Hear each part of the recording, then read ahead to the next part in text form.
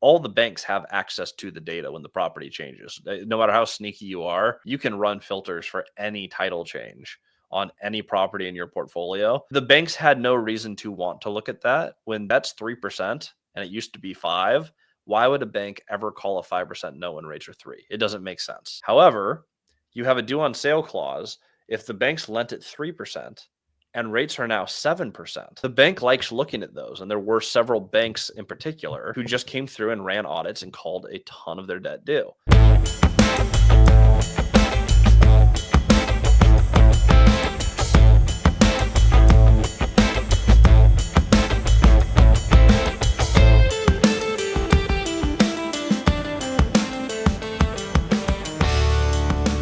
All right. Hey, guys, welcome to another practical episode of the Practical Wealth Show, where we're going to show you how to build financial freedom. You know, we call it, Christian, in our system, being a cash flownaire, which is passive income, at least 2x your expenses. So we're going to talk about that. And today we're going to dive into the world of multifamily real estate. So let me tell you about Christian Osgood, our guest today. He's a dynamic figure in the world of real estate investing, renowned for his innovative strategies, commitment to empowering others, right? He's the host of the Multifamily Strategy podcast and YouTube channel. And Christian shares his wealth of knowledge and experience, inspiring countless individuals to achieve financial independence through multifamily ownership.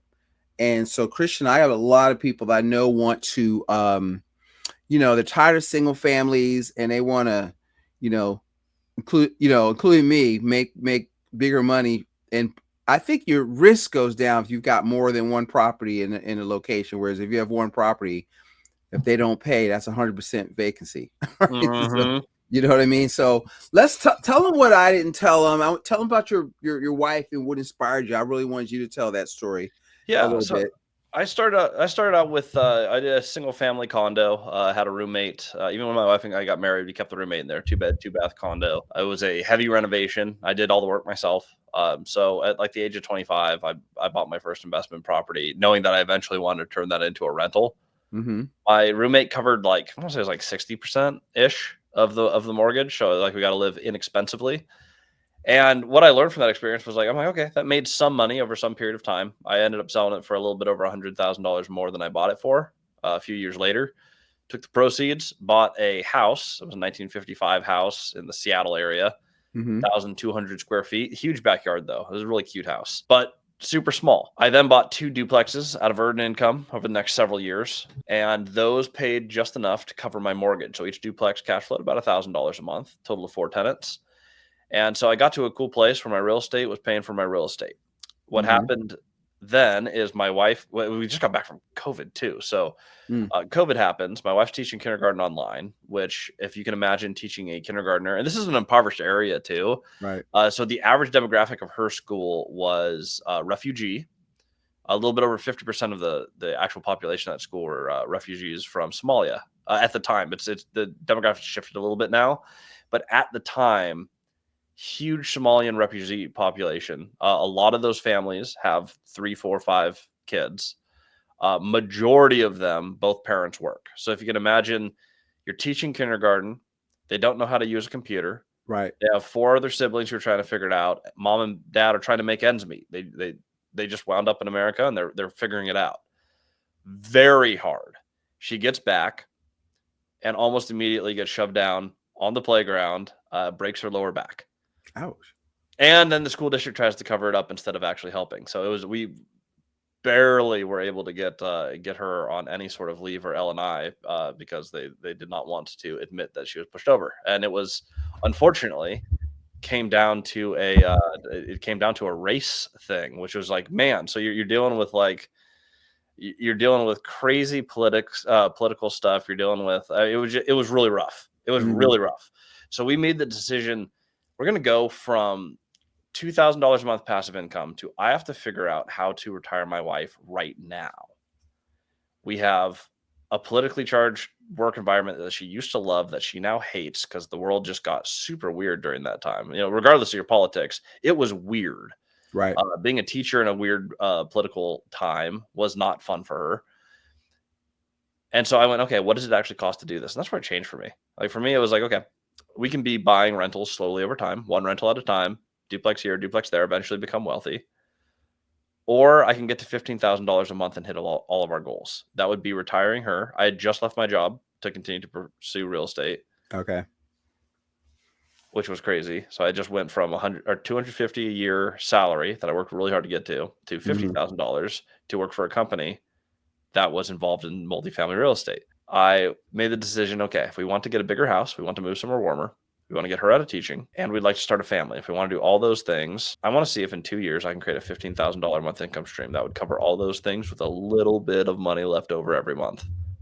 And so that's what we went out and did. And the difference for me is next thing I bought was not a duplex. It was a 38 plex because I had to buy deals that make more money.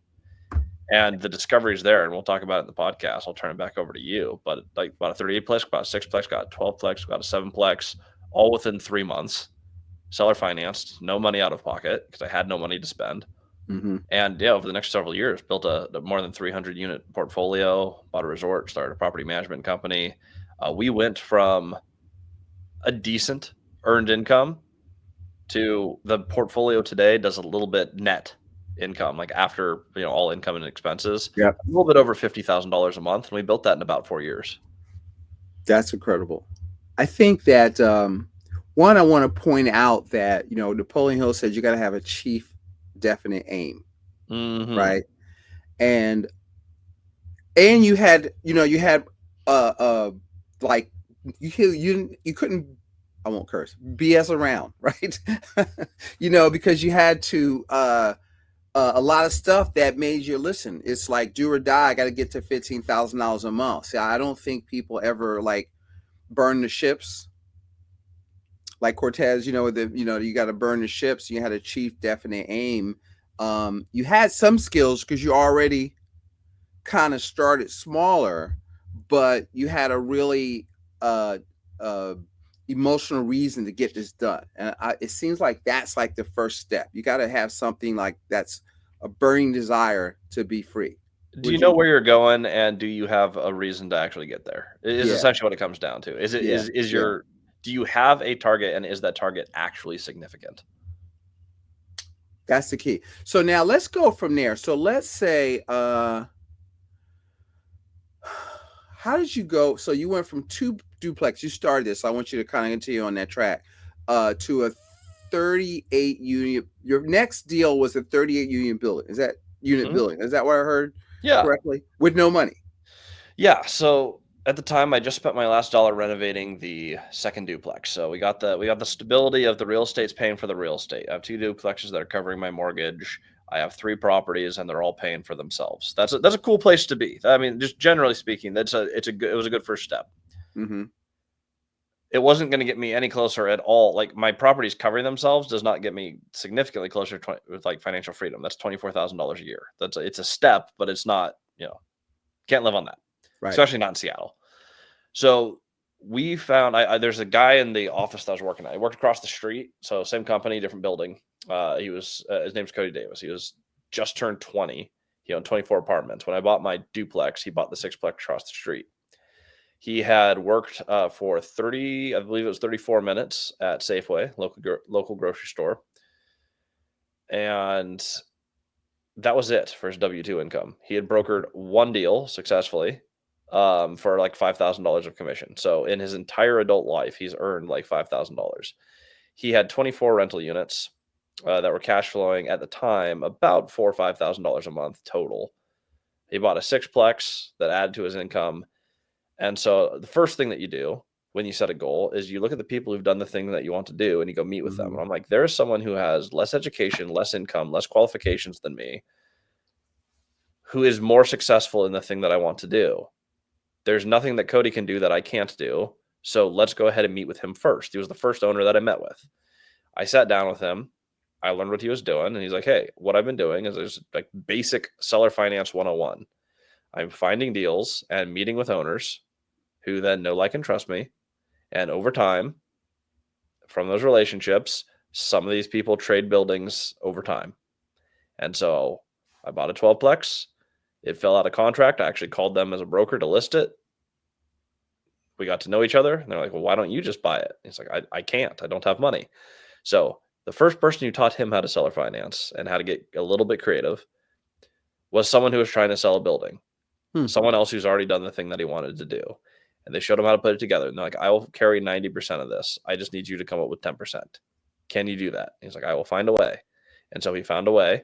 He found someone to invest in him. He bought it with 100% debt. First position, seller finance. Second position, private capital. Closed the deal. Cash flowed from the gates, like right out.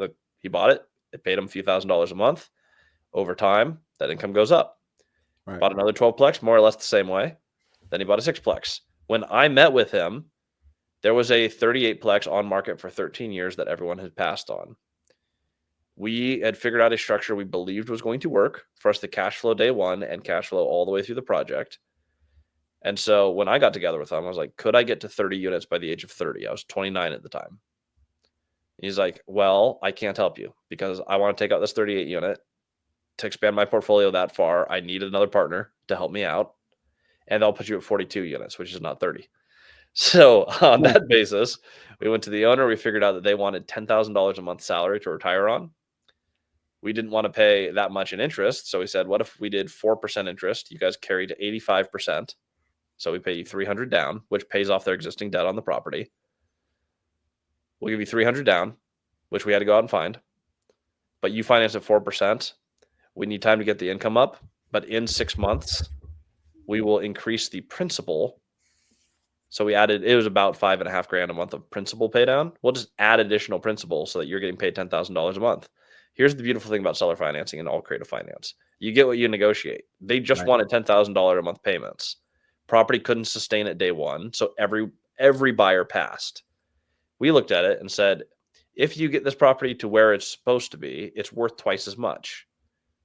We should be the people to get it there. And that's exactly what we did. We wrote a debt structure with a simple creative clause that just says, hey, when we start, payments will be X. And in the future, when we get the income up, payments will be Y. We were able to say yes to everything they wanted. They got their down payment. They got to sell their building. They just had to wait an additional 6 months to get the payments exactly where they wanted them. That's all we had to negotiate. Wow. It seems like people aren't, like, if they think, oh, I got this thing is $500,000 or $900,000, I don't have that, I can't do it, and they shut their brain off. But it's really not as complicated as they think. They just don't know how. Well, and the answer was so simple, right? It doesn't get enough. So here's my rule. Here's the box that I need to fit every deal into. Mm-hmm. I buy it and it cash flows on long-term fixed rate debt day one. That's it. Okay. If I buy a deal, regardless of how much money I put down, my income goes up forever. That's the rule. How would we do that on this deal? Okay, it doesn't pay me day one. What would we need to do to get them exactly what they want? They gave us the goalpost. So my goalpost, long-term cash flowing fixed rate debt, their goalpost, I want to sell this at a price of $2 million and I want to get paid $10,000 a month.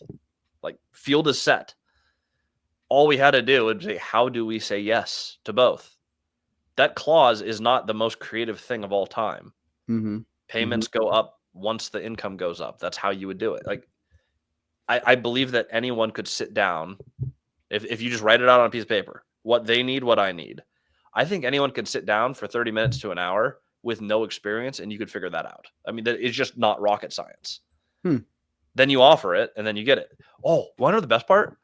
11 months later, we got an appraisal on the building. We got the income up from, they were only bringing in $5,000. They had a whole bunch of delinquencies. We got the income from $5,000 to $23,000. The bank appraised at $3.8 million. We then fixed the property up even more. And the second appraisal came in at $4.1 million. We made $2 million on that deal. Wow. And it was on market at that price for 13 years. Wow. Anyone could have bought that. That was publicly listed. It has gone in and out of contract many, many times. One deal, $2 million. That is more than I made in my entire 8-year career while I was trying to save up for real estate. I did it with one signature. We had to raise the 300 down. The investors were all bought out again at 600. But remember, we made $2 million. We did a cash out refi. The property still cash flows about $10,000 a month today. I'm getting paid to hold a deal without partners. The real estate bought the real estate for me. We had to use partners. They bought in. We bought them back out. From the proceeds of the project, I got a free building and I retained over $1 million of net worth on one transaction. And when I learned that you can do that with one signature, well, technically two, right? I had to buy the Right. building and then I had to buy them out. With two sets of signatures in which no money left my bank account, personally, I got a building, the equity, and I became a millionaire in one shot. And then I did, not the same numbers, Right. but we bought a 6-plex, a 7-plex, and a 12-plex in the same year. I went from 4 to 85 units in 1 year. Let me ask you. So let's say I'm a working professional or somebody like me that's a business owner. It's like, all right, this sounds, Christian, this sounds like the play I want to run, right? Where do y'all, everybody knows that this show is kind of like free consulting for Curtis, right? So, there we go.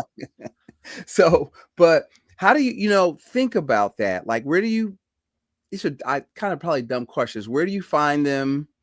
What does a day or a week in, not a day, but a week in your life, like looking for deals, underwriting them?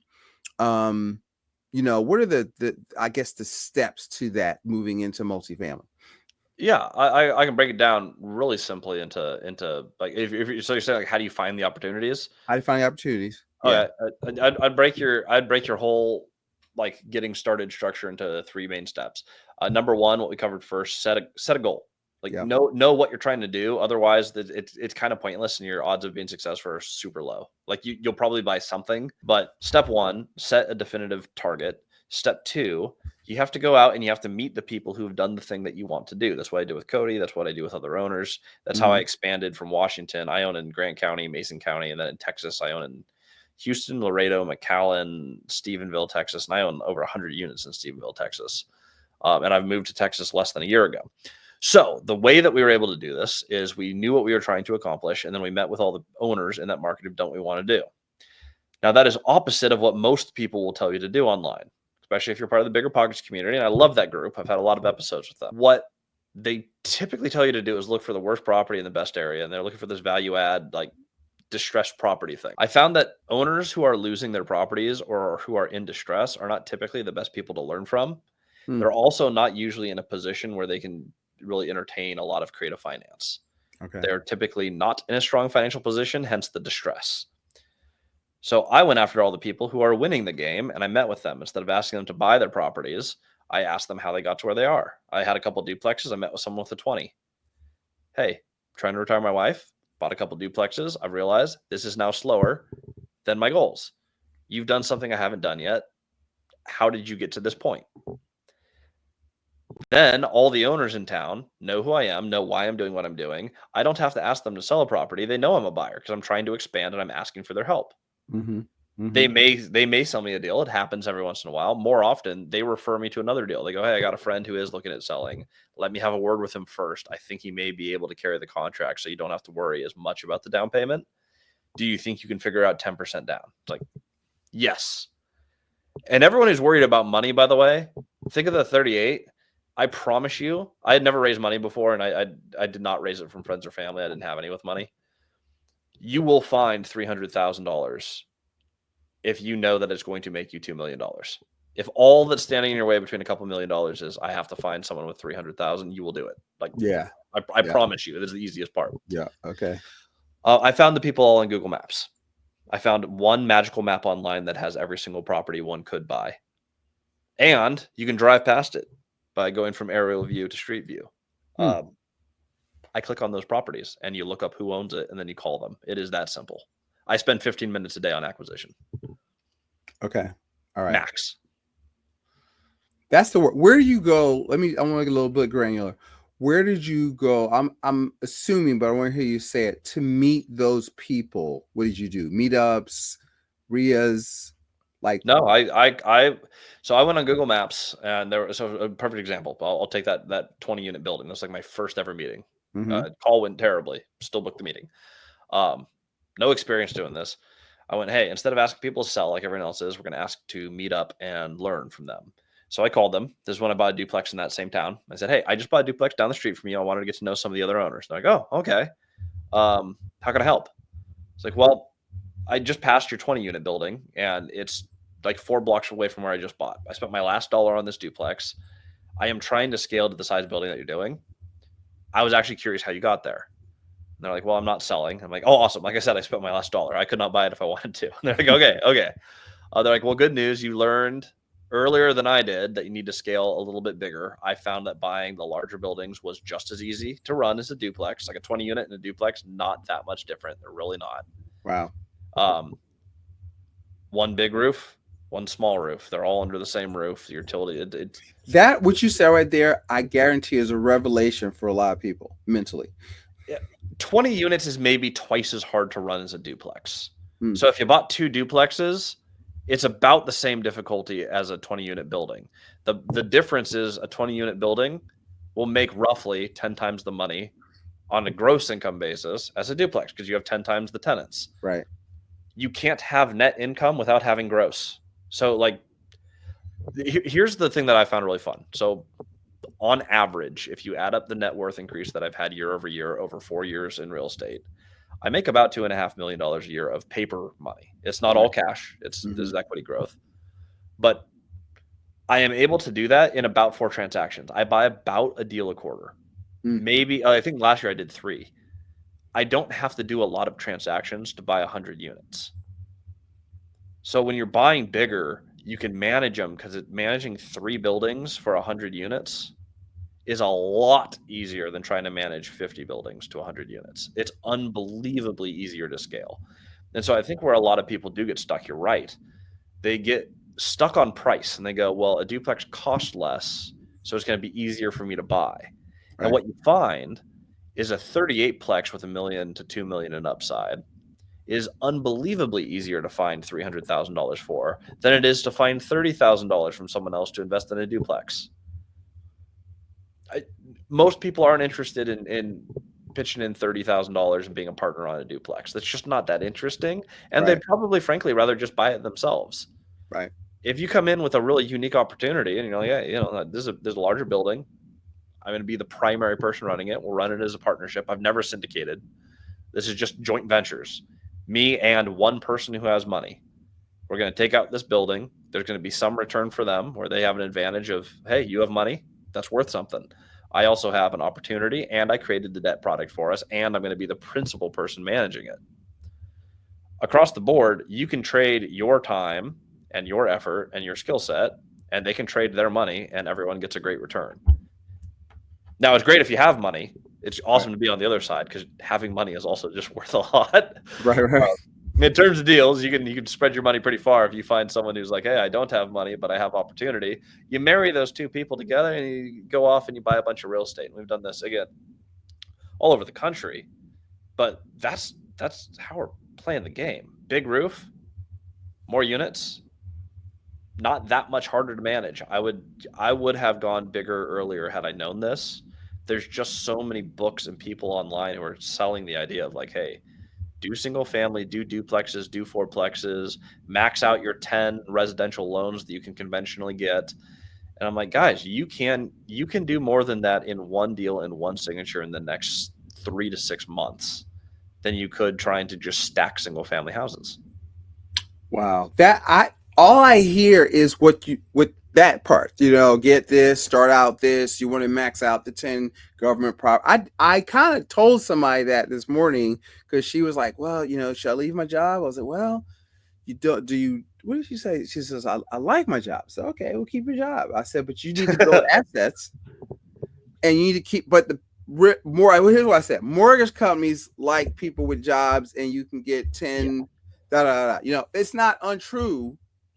But I think she would respond to this message better, of that, because I think she's getting mentored by somebody that is talking about what the general people are talking about. And what I find is that they're not wrong. I would say the majority is usually wrong, but that's not the majority because it's still these are the 1-2%ers, so they're still more right than everybody else. But Yeah, no, I'll definitely agree with it. Here's the great thing with real estate. There's a ton of ways to make money. I mean, yeah, there's a ton of ways to make money. There's not a right or wrong way. There's just different ways. right, I would argue that, and I'm not saying like go out and just buy 100-unit building as your first deal. You're very unlikely to have a good time doing that. There's a tax for not knowing what you don't know. We call that the stupid tax. Whenever you're new, you're the dumbest you're going to be. right. So, like, I would not start with a colossally huge building, but start with like a 25-unit building. What you find is the banks care more about the deal than they do about your W-2. They really don't give a rip about your W-2. Hmm. Do the people who are investing in the deal have the net worth to back the deal, and does the deal make enough money? That's all they care about. Commercial debt is unbelievably easier to get than residential debt. Way less loopholes to go through. I'm buying a deal $0 down with bank debt, where the bank's financing 80%, and I have 3 investors who are coming in, 44-unit deal. They're each coming in with 180. It's a very complex deal, but I have 3 people coming in. They're paying the down payment. The first money in, first money out. So on that particular deal structure, I don't get paid until their money's back.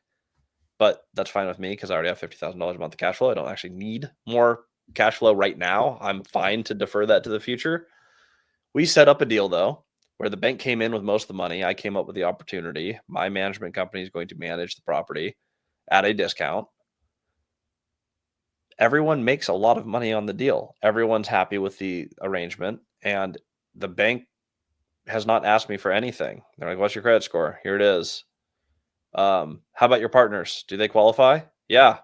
I have 3 high income people who are on the deal. Money didn't leave my pocket. The bank didn't need anything significant from me. Even if my credit score was garbage, I just brought on other people who would qualify. They wouldn't care. It doesn't matter. So you get away from a lot. If you go a little bit bigger in real estate, you get away from a lot of the W-2 qualifications and the what ifs, because the bank is going to more objectively look at, okay, you're buying a business. Commercial real estate's a business.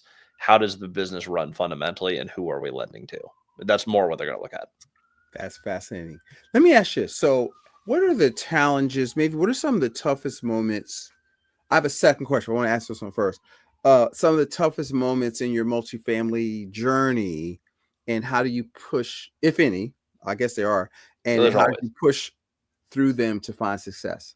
So my hardest thing in my multifamily journey is I identified myself as a creative finance real estate investor.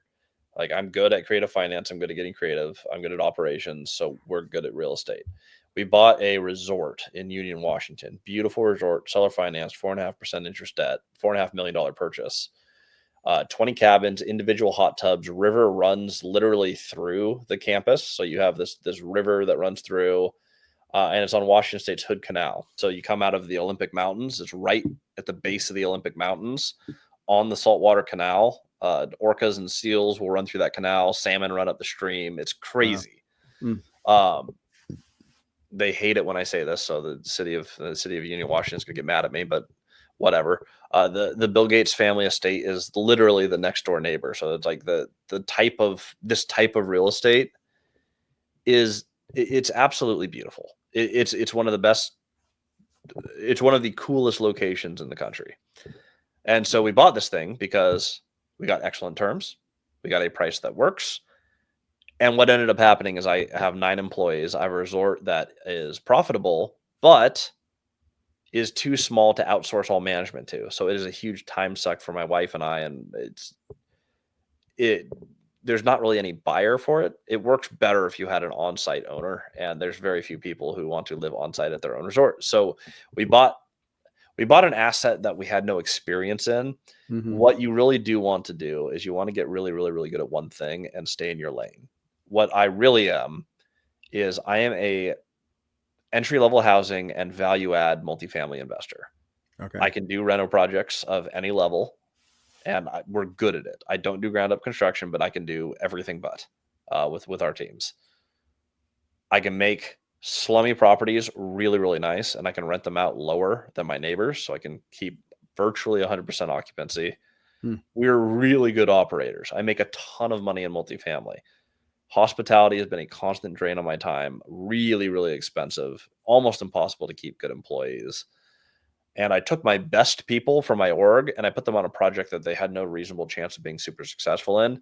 And so it was just a really frustrating 3 years. We lost millions of dollars of time, and I've had to put hundreds of thousands of dollars into the property because there's just stuff I didn't know about running hospitality. So my biggest lesson there, the takeaway, like, when you have success, don't just immediately be like, oh, we need to diversify and do more projects. Like, shiny object syndrome is hard for all entrepreneurs, but understand what it is you're good at, and anything that you add on to it, make sure it vertically integrates. Starting a PM company, that was a good idea. I hit a point where I had scaled it where it doesn't really need me anymore. So I seller financed it to another operator. I Okay. sold my job to someone else once it was sustainable. And I bought that PM company for $43,000. I sold it for $250,000. It wasn't like a huge transaction, but I 5X'd the value of the company, sold it to the next person. They'll pay out. They'll be paying me for the job that I'm not doing for the next 3 years. It's a good deal. Right. Right. But vertically integrate, that makes sense. Property management company, I own a lot of properties, control the people in my area, and offer a service that I'm already doing to the people around me. That made sense. Buy a resort on the other side of the state with no experience, dumb idea. Don't do it. Right, right. I was listening to Cody Sanchez, Yeah. and she said she named her business that she don't like, and hotels is one of them. Or like resorts, hotels, restaurants. She named a couple ones that are like high labor, very risky. Restaurant, Retail. I believe, is the number one most likely business to fail. Yeah. Which, And fortunately, there wasn't a restaurant at my resort. The owners had shut it down 4 years prior. I would actually, I guess not fortunately, because I definitely would not have bought it if it had the restaurant component. So that would have right, saved right. me some headache. But yeah, hospitality has. So this is what I've learned. Hospitality has a few big fatal flaws. Number one, variable income, just in general. Yeah. Bad reviews really hurt you. Good reviews take a lot of them to ramp up. I brought in another operator to help me. They absolutely tanked my company's reviews for 2 months. Hmm. I lost Superhost. Superhost to me on Airbnb for that resort is worth about $50,000 a year. So just immediately $50,000 off the top line, gone for that year. Had to build it back up. So stuff like that happens. In a down economy, people stop traveling. It is one of the first things to go in a down economy, and it's one of the last things to recover. Because there's a lot of things like, okay, well, the economy gets better. The effects of that, people are going to spend another year saving up, maybe another 2 years saving up before they really start traveling. People add luxuries, not immediately when the economy recovers. There's Right. an actual lag. And when times get hard, they immediately cut back. So it's like hospitality gets slammed every time anything happens. It's a stupid business. If you're like me and you wanted to create financial freedom, don't tie it to something that's completely tied to the market. It's like up market, times are good, down market, times are bad. Right, Like, right, right. that is Always not the remember that business that that does anyone Bitcoin well. commercial. I'm a millionaire. I'm broke. Like I'm a millionaire. I'm broke. Well, yeah. Well, And are you familiar with the subject to clause? This was like super, super, super, super popular a no, few years too ago. no, Okay. do tell. So subject to is a way that you can buy Oh, real. subject to. Yeah, Okay, yeah. yeah, but go Yeah, ahead. it's a clause in a land contract. So as Mhm. opposed to buying it seller financed, you do what's called contract for deed. It's a sales contract. It doesn't directly encumber the property. It essentially wraps around the existing mortgage. So say I'm going to directly pay the other person's mortgage without putting it into my name. It's the same reason I don't like subject to. Okay. Subject to, those notes get called, especially, and we saw a ton of them get called. A ton of them get called when interest rates moved from like 3 to 7%, because the bank has software. I used to work for the CoStar Group, their real estate data. All the banks have access to the data when the property changes. No matter how sneaky you are, you can run filters for any title change on any property in your portfolio. The banks had no reason to want to look at that when that's 3% and it used to be 5. Why would a bank ever call a 5% no when rates are 3? It doesn't make sense. However, you have a due on sale clause. If the banks lent at 3% and rates are now 7%, the bank likes looking at those. And there were several banks in particular who just came through and ran audits and called a ton of their debt due. Hmm. I would never.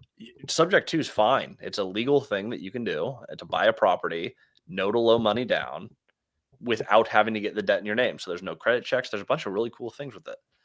I would never build financial freedom in hospitality for the same reason I never build financial freedom in subject to, because my freedom is now completely dependent on the bank not calling a callable note.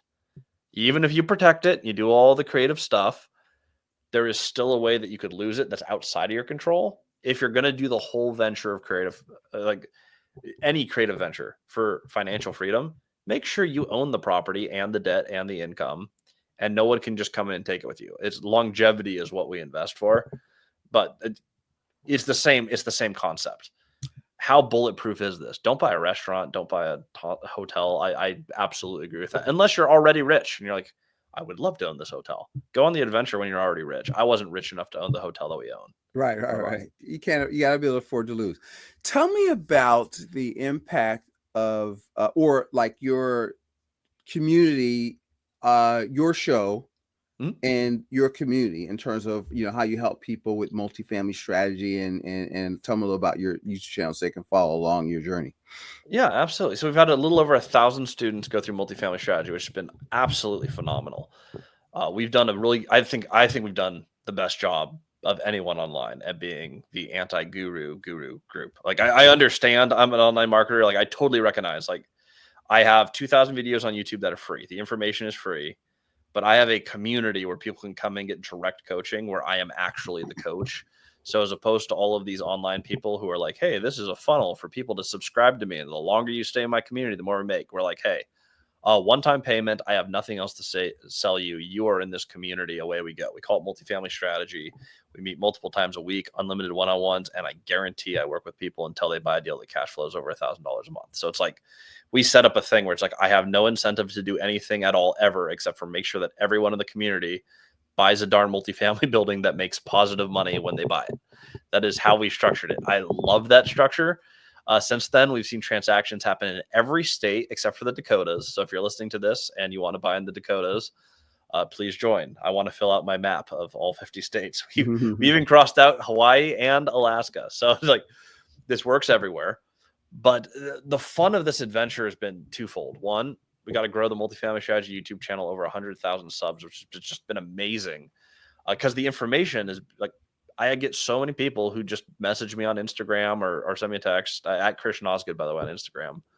They'll be like, hey, I watched a video of yours and I applied this to a deal and I just closed on my first eightplex. I'm like, it's so fun to get to fly somewhere, speak at a conference, and have people come with you afterwards who you've never met before, who are like, hey, I watched your content 2 years ago and today I own 24 units. And otherwise I was trying to buy houses. I'd probably own 2. Like I was just doing the one rental every couple of years. I was doing the house hack strategy.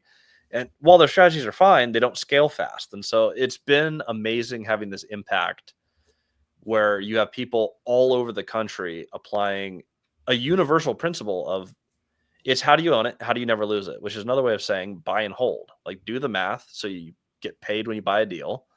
And if you always get paid to buy a deal and the real estate is paying for the real estate, you can technically buy infinite deals. Like there's no limit to how many deals you can buy that positively cash flow. You only get limited if you go cash negative, then you have a bleed. If everything you do adds, I look at it like imagine a body growing. You need more blood. That's what cash flow is. Like as you get larger, you need more supply. Right. If every deal I buy increases my capacity to buy more real estate, I'm only going to do deals that fit that box. That strategy, if you boil it down, is just called buy and hold. It's like the Dave Ramsey's of real estate, where Dave's thing is so obviously true that you can't argue it. If you save more money, you'll have more money. It's like no, right?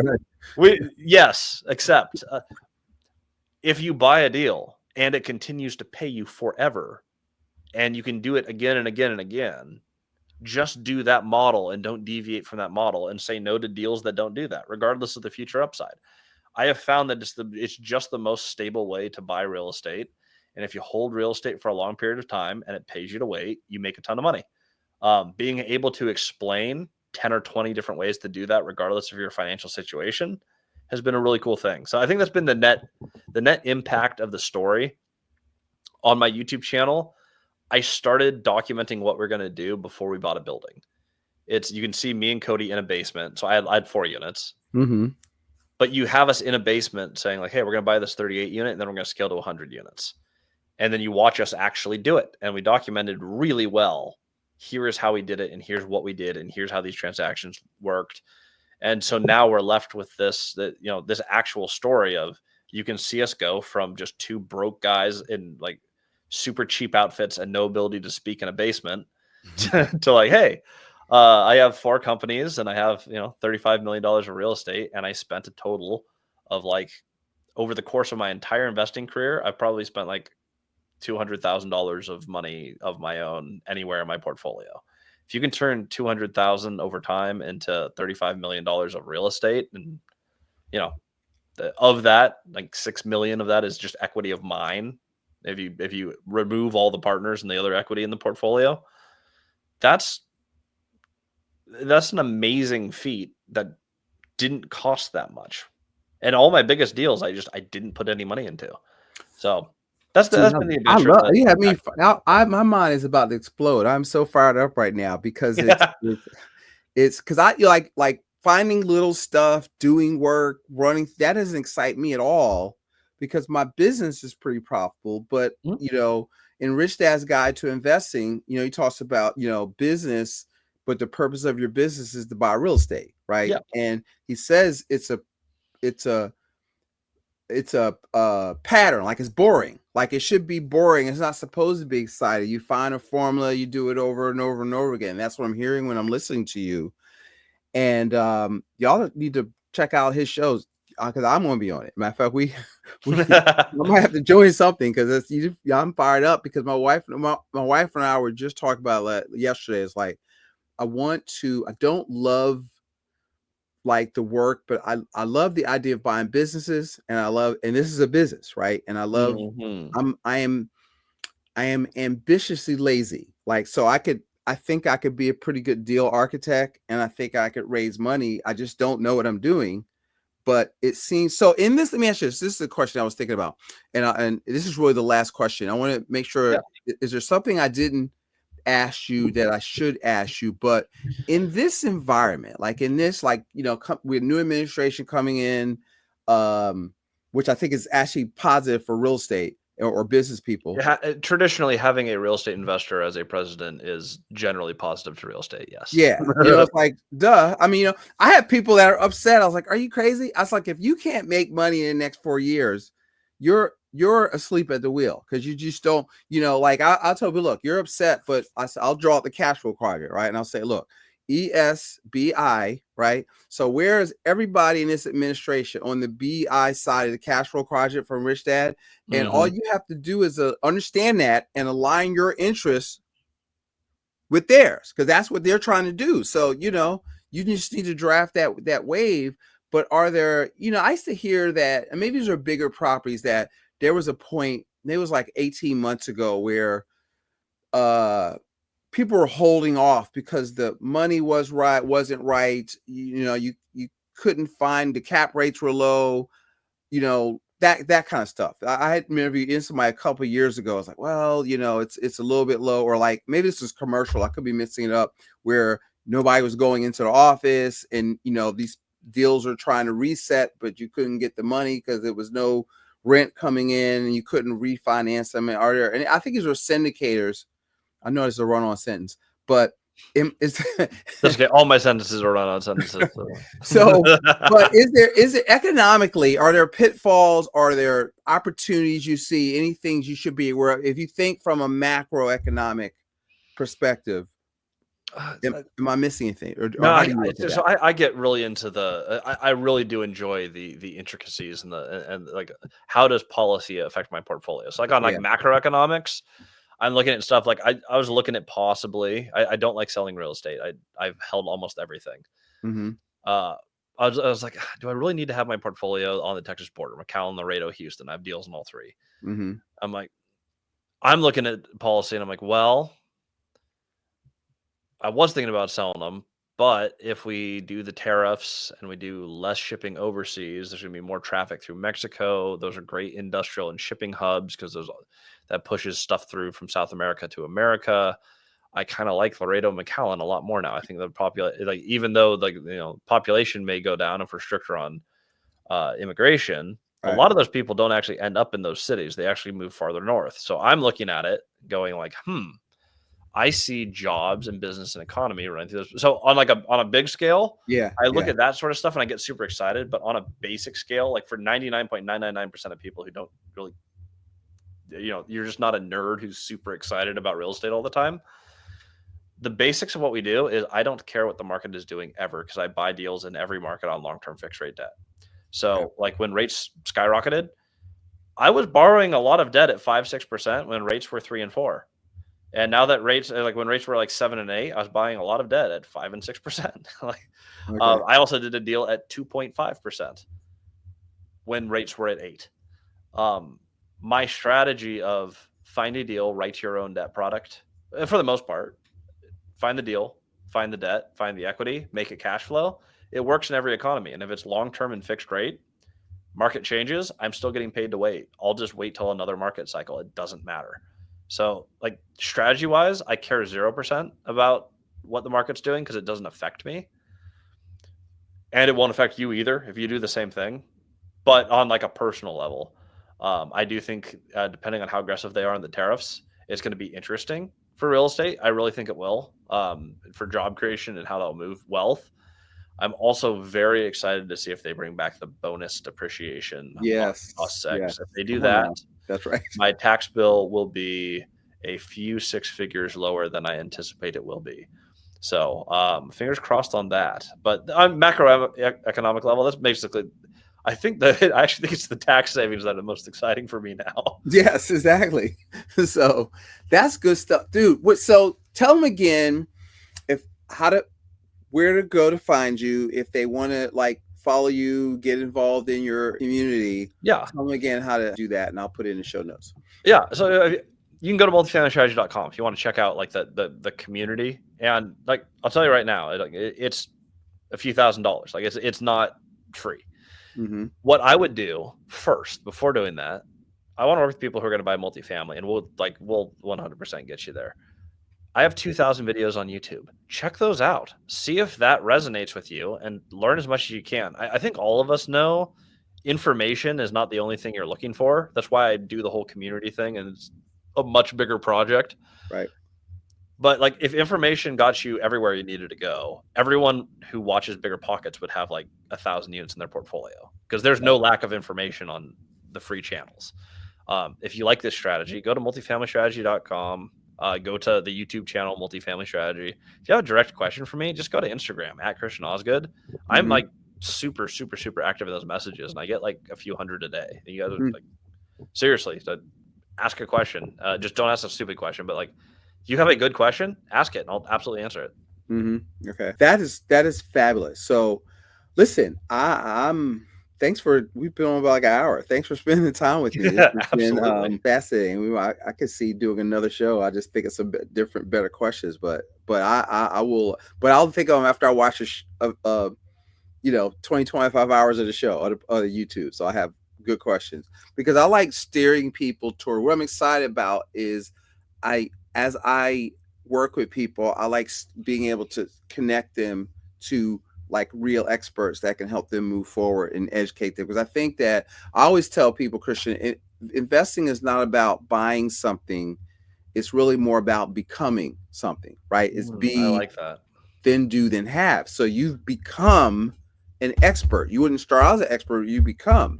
And so it's about becoming, but you got a chief definite aim, right? So when I hear it, I'm trying to get people to understand the framework of he had, had a serious thing that caused him to really get really focused. He had a little bit of experience, and then he kind of went all in, had a chief definite goal, and he documented his journey, and now boom, he's the king of the world. It's kind of morbid, but I'd love to close with a little reminder for people because this helps me. You're going to die at some point, so just do epic stuff while you're alive. I'm so risk adverse. Not that I'm not like super calculated because I am. Analytics are important. But if you want to go on an adventure or your goals are bigger than where you're at right now, just do something else. Like if you're just like, I hate my job, it's like, cool, just do something else. Right. You want to buy real estate? My recommendation is do it. Being a real estate investor doesn't mean scaling your career. It doesn't mean getting your brokerage license. It doesn't mean you have to start with a single family house, though you certainly can. But you're a real estate investor when you buy a piece of real estate. It's not that hard to do. Go out and do that. I love it. I love it. I'm gonna let that be the final word. Christian, thank you so much for being on the Practical Wealth Show, folks. If you're listening to this, you need to listen to it again and get your notepad out, right? And share this if you feel somebody that needs to hear this, that's trying to make that leap. Also, share this video with them and leave us a review. And definitely follow Christian on his YouTube channel and subscribe to his content. And I'm sure you will be glad you did. All right. So, guys, thanks for listening to the Practical Wealth Show. Make it a great and profitable rest of your day.